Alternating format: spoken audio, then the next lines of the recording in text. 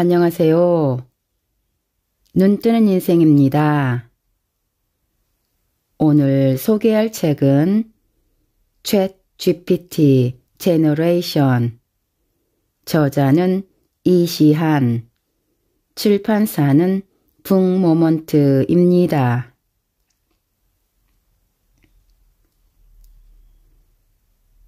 한 시대가 바뀌고 있다. 기술 가속의 시대입니다. 기술이 시대를 만들어내는 요즘이니만큼 자고 일어나면 시대가 달라지고 환경이 달라지고 살아가야 할 미래가 바뀐다는 뜻입니다. 하지만 다시 한번 생각해 보면 은근히 바뀌지 않는 것도 많습니다. 자동차는 처음 나왔을 때와 여전히 비슷한 형태로 만들어져 굴러가고 엘리베이터의 기본 구조는 전혀 바뀌지 않았습니다. 그런데 굉장히 첨예한 변화를 겪었을 것 같은 인터넷도 의외로 바뀌지 않은 기술입니다. 너와 나 손을 잡고 함께 저 인터넷의 바다에 뛰어들자꾸나 라며 인터넷 시대가 처음 열린 게 30여 년 전이었는데 그때와 비교하면 기본 원리가 전혀 바뀌지 않았습니다. 그래서 구글이나 네이버 같은 검색 엔진 기반의 기업들이 은근한 고인물이었죠. 그런데 이런 패러다임을 뒤바꿀 기술이 등장했습니다. 언어 기반의 AI입니다. 그 중에서도 우리에게 가장 먼저 알려진 제품이 챗 GPT죠. 그 전에 미드저니 같은 생성형 그림 AI도 있었지만 챗 GPT가 보여준 충격과는 사뭇 달랐습니다. 챗 GPT는 한 시대가 바뀌는 것을 내 눈으로 볼 수 있겠구나 라는 감각을 대중들에게 직접 전해주었죠. 많은 질서와 기준이 바뀌게 됩니다. 챗 GPT가 현재 출력하는 결과만으로도 기존의 지식노동자, 전문직, 사무직, 언론인들의 영향을 받을 수밖에 없습니다.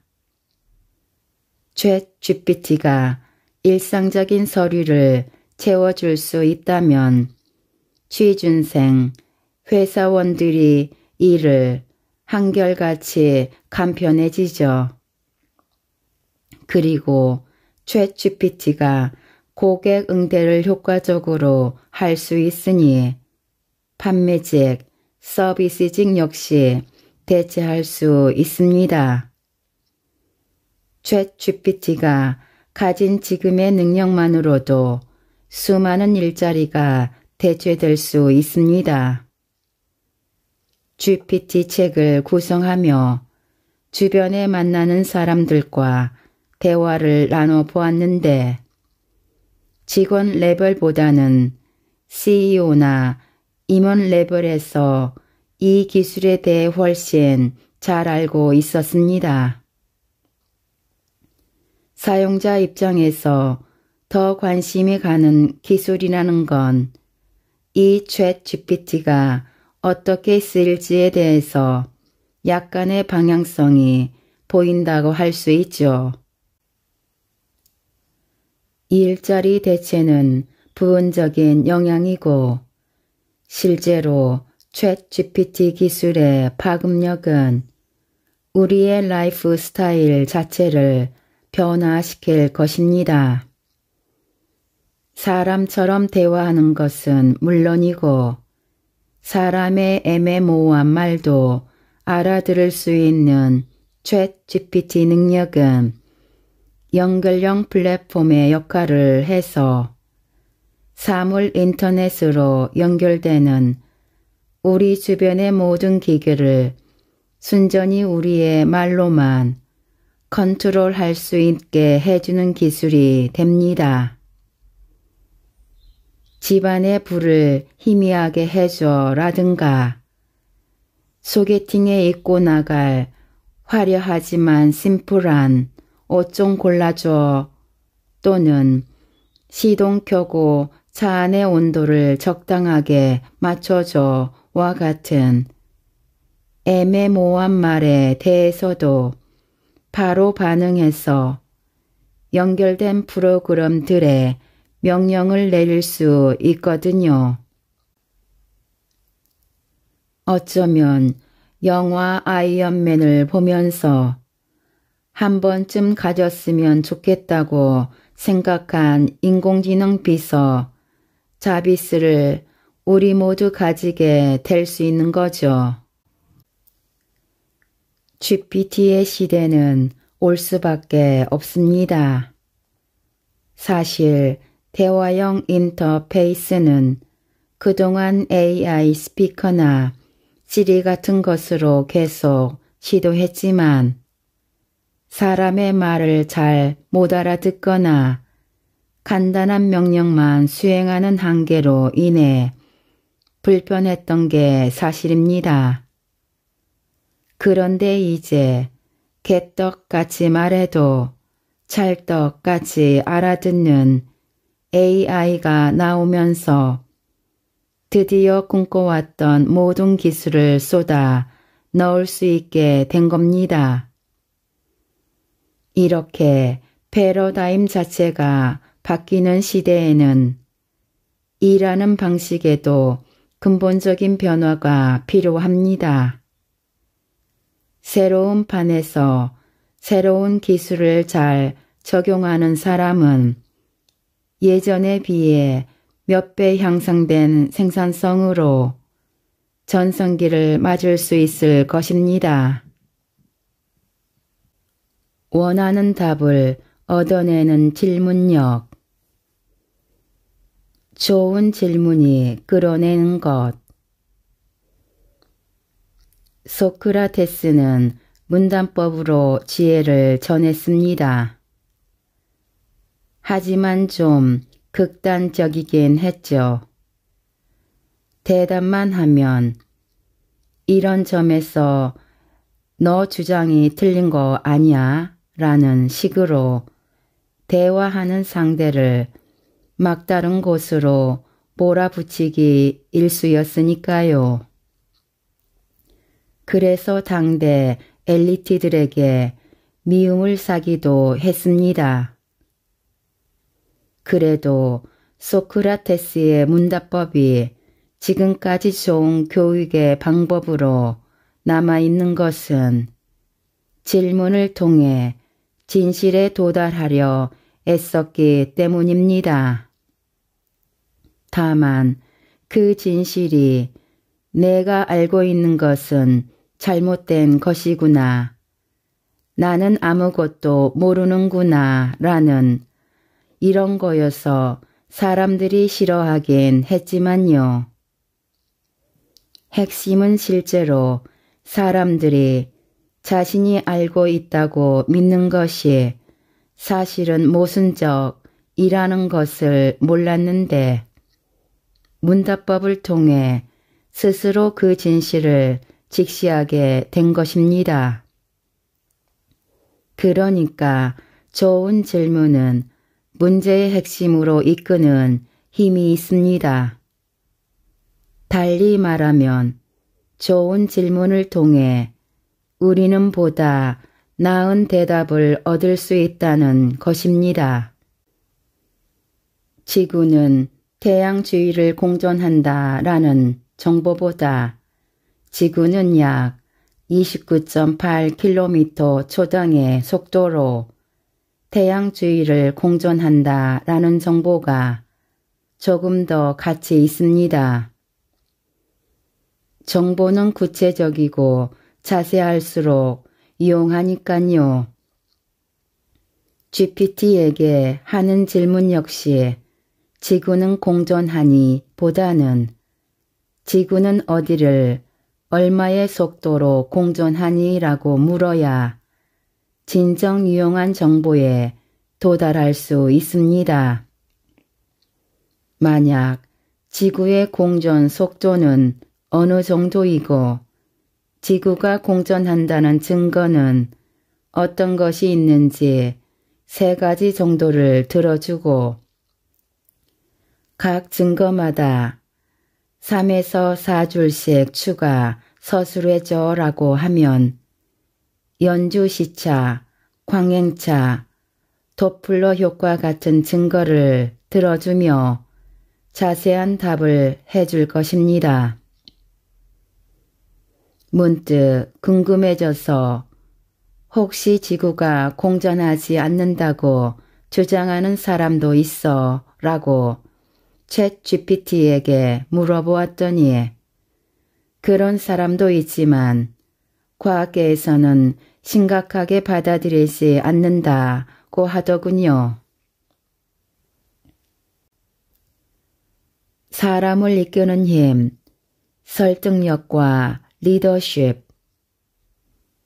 AI에게는 허락되지 않은 능력. GPT를 잘 활용한다는 것은 필요한 대답을 잘 산출해낸다는 것도 있지만 산출된 결과를 효과적으로 사용하는 것도 포함합니다. 여의봉을 손에 넣었지만 그것을 크게 만드는 방법을 모르면 허사죠. 아무리 GPT를 통해서 양질의 정보를 얻어도 그것을 적절하게 사용하지 못한다면 쓸모없는 정보인 셈입니다.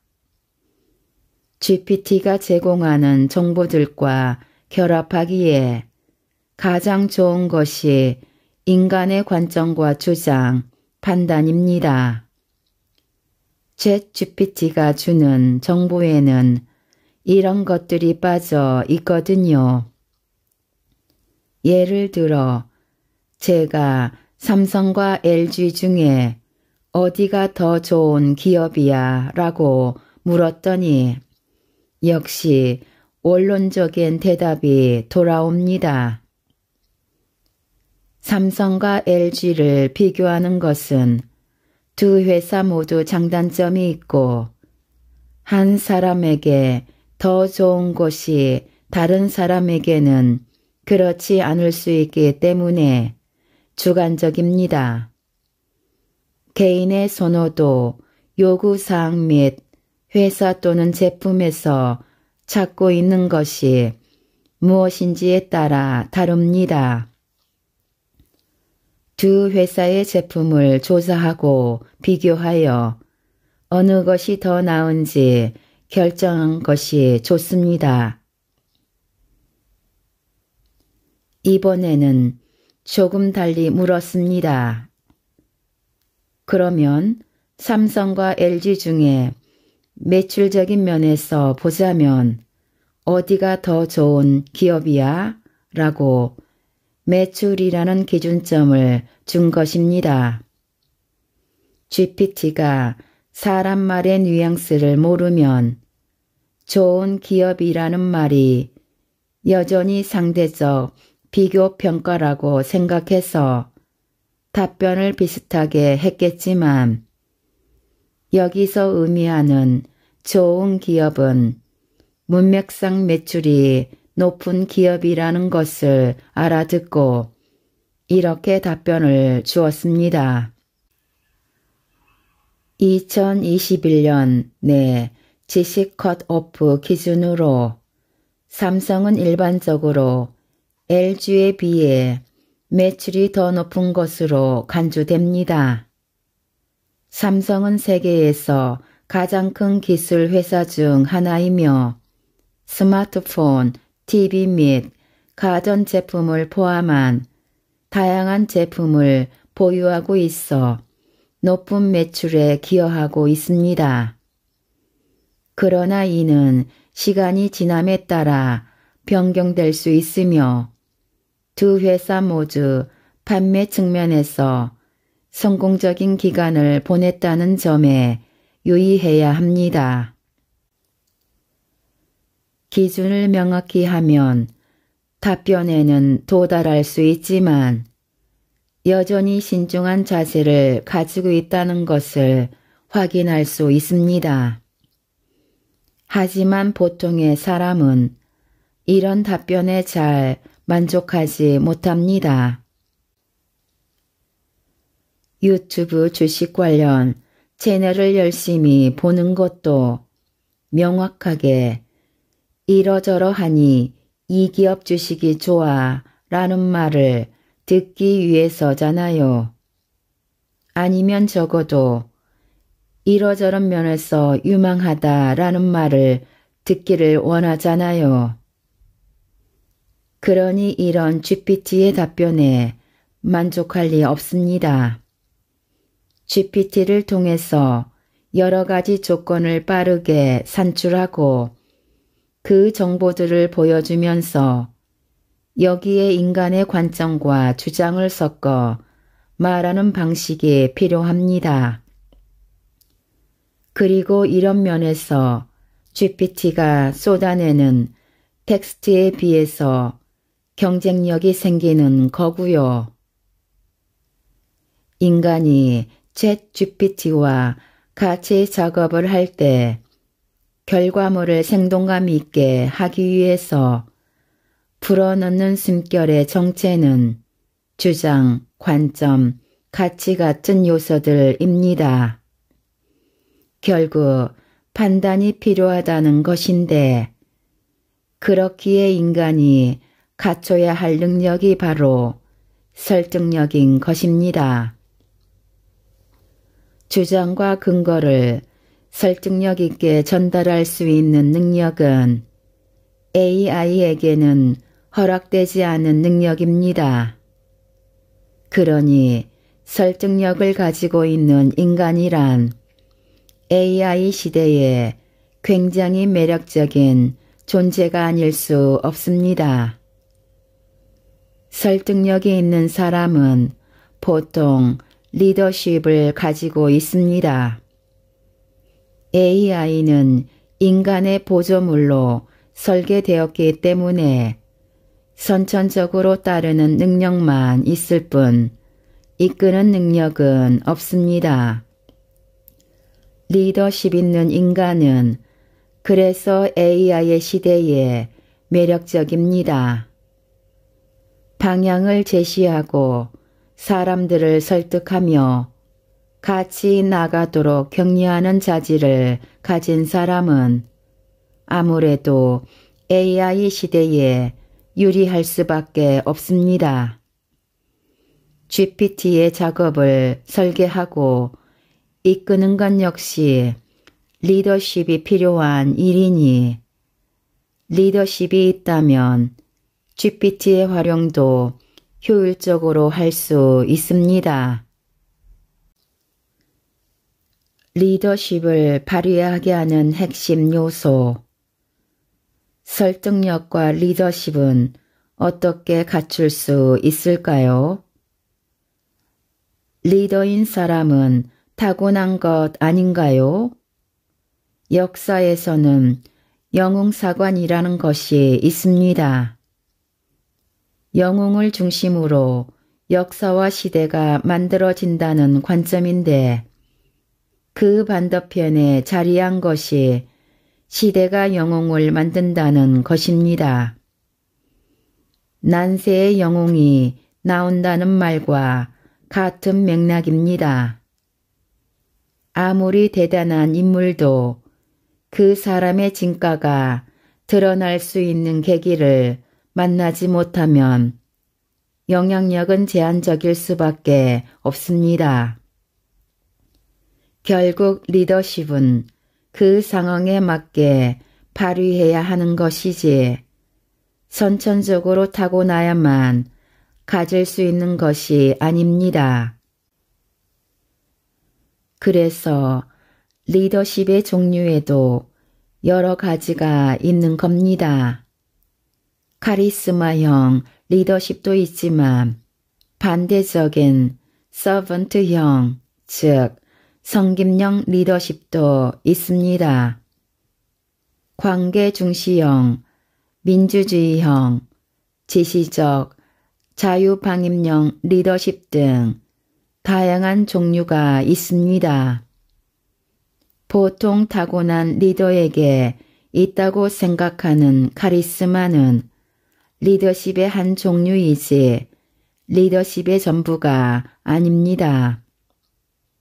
결국 리더십이 발휘되는 것은 타고난 성품보다는 책임감에 기인하는 게 아닐까 합니다.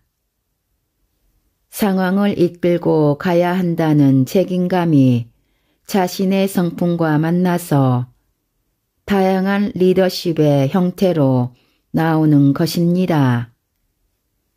CEO들을 보면 어려운 상황에서도 직원들 월급을 주기 위해 버틴다고 하는 분들이 많잖아요.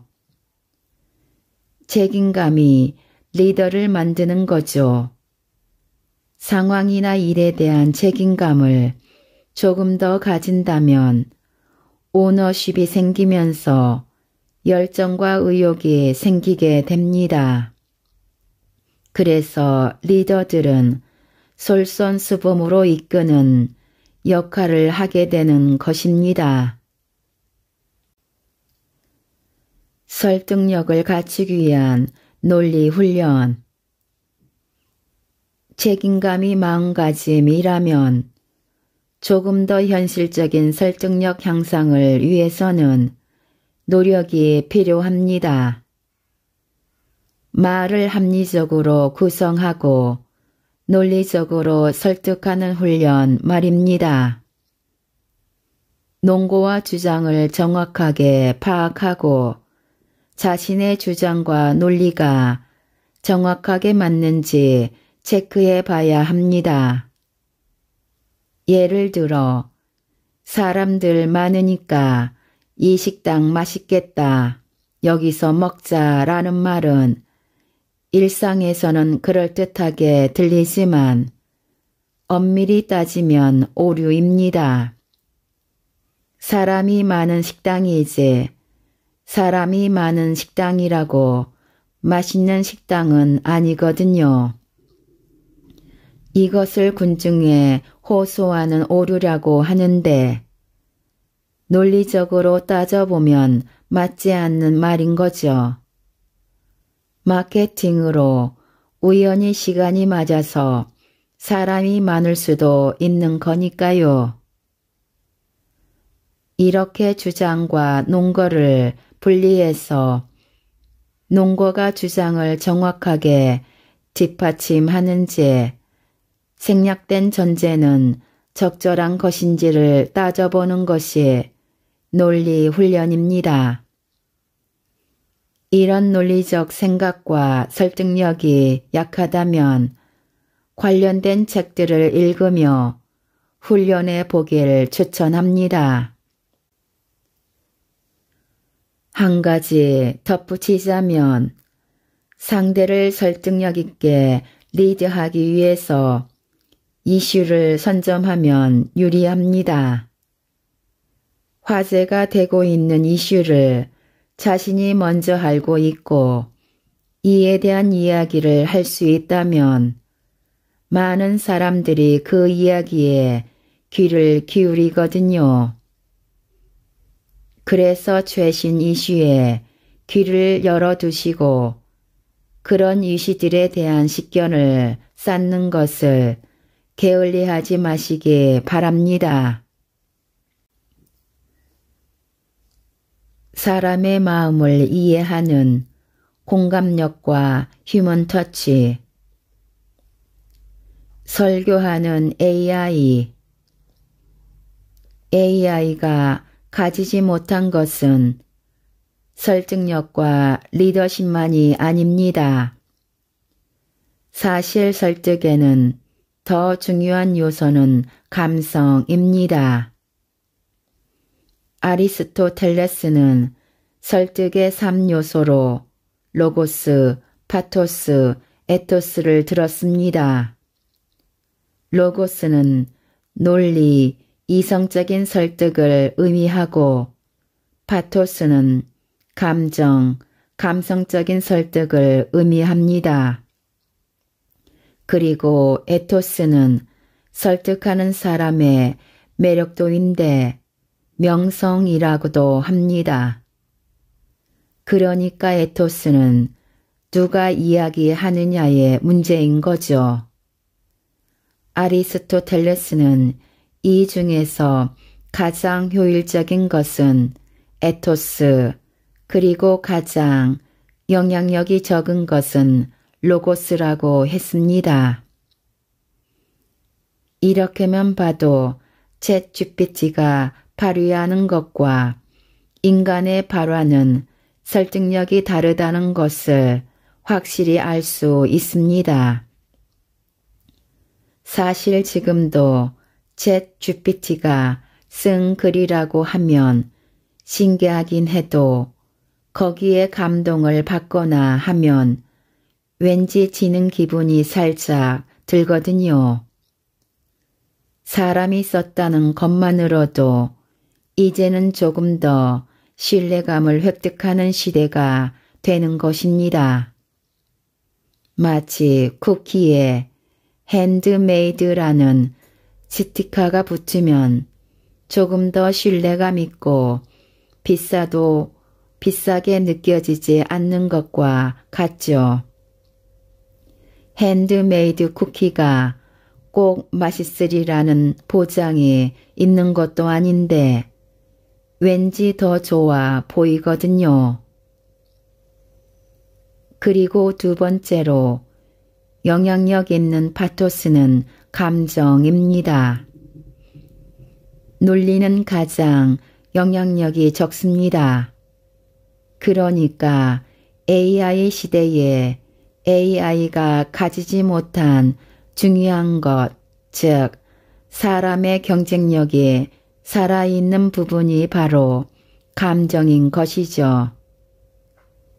여기에 다른 사람에게 공감하는 마음인 공감력이나 윤리적 판단 같은 것도 함께 언급될 수 있을 것 같습니다. 작성된 정보, 제시된 내용에 감정이나 공감, 윤리적 판단이 묻어있는 글은 챗 GPT가 텍스트를 양산해내는 시대에 큰 경쟁력을 가지게 됩니다. 그야말로 핸드메이드거든요. 기껏 핸드메이드인데 마치 기계가 쓴 것 같은 글이라면 사실 경쟁력이 없는 거죠. 예전에 아나운서를 지망하는 지인이 있었습니다. 아나운서 학원에 다니면서 훈련을 하는 것을 보니 신뢰감을 높인다는 이유로 상당히 기계적이려고 노력하더군요. 표정 변화 없이 호흡부터 목소리까지 비슷비슷하게 내려고 말이지요. AI 휴먼들이 지금보다 더 자연스러워지면 이렇게 개성을 탈각시키고 비슷하게 진행하는 것이 경쟁력이 있을까 하는 걱정이 듭니다. 지상파 방송국 같은 곳들은 여전히 사람 아나운서를 채용할지 몰라도 지역 방송국이나 기업은 비용적인 측면을 고려해 서서히 다른 선택을 해 나갈 듯합니다. 게다가 챗 GPT처럼 원고까지 AI가 직접 쓸 수 있는 시대에 AI 아나운서라면서요. 사람이 터치하는 결과물에는 사람이기 때문에 생기는 교감이나 감정, 자연스러움, 그런 것이 필요합니다. 인간의 매력을 덧입혀야 하거든요. 그러니까 핸드메이드 도장이 필요하다는 얘기죠. 2022년 12월에 뉴욕주 햄튼 유대교 회당에서 랍비 조시 프랭클린은 재미있는 실험을 했습니다. 이 랍비는 설교를 시작하기 전 회중들에게 나는 누군가의 설교를 표절했다고 미리 밝힌 후 설교가 끝나고 과연 누구의 설교인 것 같냐고 질문을 던졌습니다. 회중들은 다른 동료 랍비나 프랭클린의 아버지인 것 같다고 답했습니다. 심지어 그 중에는 저명한 유대교 신학자인 조너선 섹스의 설교 같다고 말한 사람도 있었습니다. 하지만 이것은 챗GPT가 써준 설교문이었습니다. 종교인의 설교조차 챗GPT는 무난하게 써낸 것입니다.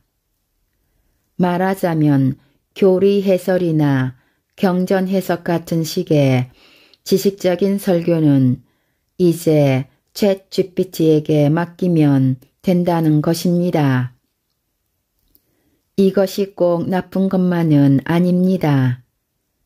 교리나 경전이 하루아침에 달라지는 것도 아니고 지역마다 다른 것도 아니니까요. 하지만 이렇게 해서는 챗GPT가 대신해 주는 일에 자신의 필요를 증명할 수 없습니다. 챗GPT가 초벌로 작성해 준 설교문에 인간의 감정과 윤리를 집어넣어야죠. 종교인들은 이것을 영성이라고 표현하기도 합니다. 설교문이 되었던 신념 담화문이 되었던 어떤 글이든 간에 사람들과 대면하는 글에는 분명한 교감의 포인트가 있어야 합니다. 그래야 경쟁력이 생깁니다. 인문학으로 이해하는 together. 이때 가장 처음에 필요한 것이 사람에 대한 이해입니다. 일단 여러 사람의 다양한 형태를 이해해야 공감할 수 있고 교감할 수도 있습니다. 그래서 인문학 공부가 필요하죠.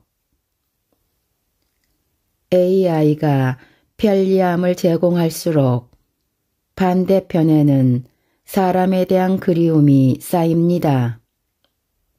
즉, 사람 자체에 관한 학문인 인문학은 더더욱 관심을 받게 될 수밖에 없습니다. 인문학이란 사람에 대한 학문입니다. 사람은 왜 그렇게 생각하고 느끼고 행동하는가, 무엇을 지향하는가와 같은 질문에 대해서 심리, 역사, 문학, 철학 등 여러 관점을 가지고 해석하고 적용하는 학문입니다. 기술적인 관점에서 사람을 이해하는 것도 하나의 인문학이라고 할 수 있습니다. 책을 읽고 실제로 사람들과 교류하면서 대화하고 공감하는 기회를 많이 가지는 것이 좋습니다. 드라마나 영화를 보고 친구들과 여행을 가는 것도 좋고 가족들과 많은 대화를 나누는 것도 좋습니다. 직접적, 간접적으로 사람들과 만날 기회를 많이 가지세요. 결과문에 나타나는 사람의 흔적. 사람에 대한 이해는 휴먼 터치로 나타납니다. GPT의 시대에 모든 것을 핸드메이드로 하라는 것은 아닙니다. 그러면 속도 면에서 경쟁력이 떨어집니다. 챗GPT의 결과물을 활용해서 그것을 2차 가공하는 프로세스로 만들어 업무의 속도, 개인의 경쟁력을 향상시켜야 합니다. 챗GPT가 가지지 못한 감정이나 공감을 덧붙이는 리라이팅 과정은 산출된 결과물에서 사람의 숨결을 느끼게 하고 싶다면 꼭 필요한 일입니다. 바로 그 부분에서 다른 결과물들과의 차이점이 생깁니다. 이것이 없다면 AI로 양성되는 결과물들에 매몰될 수밖에 없습니다. 마지막에 들어갈 휴먼 터치를 어떻게 효과적으로 유용하게 하느냐는 AI의 시대 경쟁력의 핵심이라고 할 수 있습니다. 매력도를 높이는 일이죠. 인간이 감동을 받는 것은 아주 작은 포인트들입니다.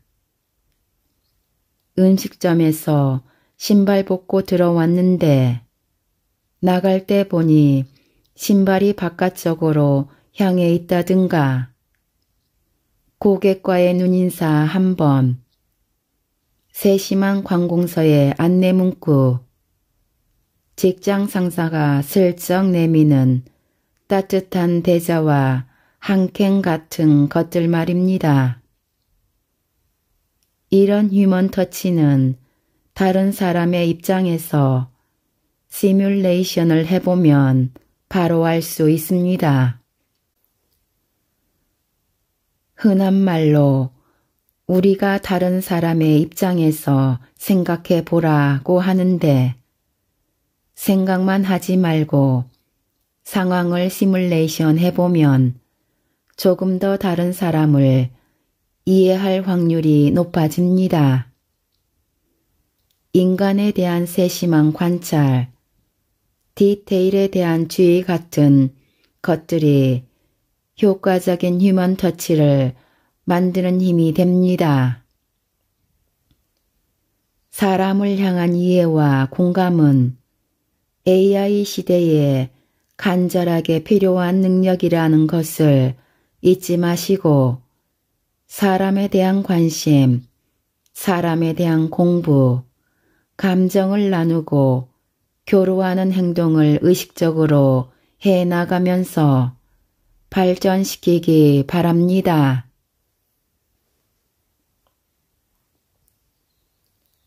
지금까지 챗GPT 제너레이션에서 일부 요약 발췌하여 읽어드렸습니다.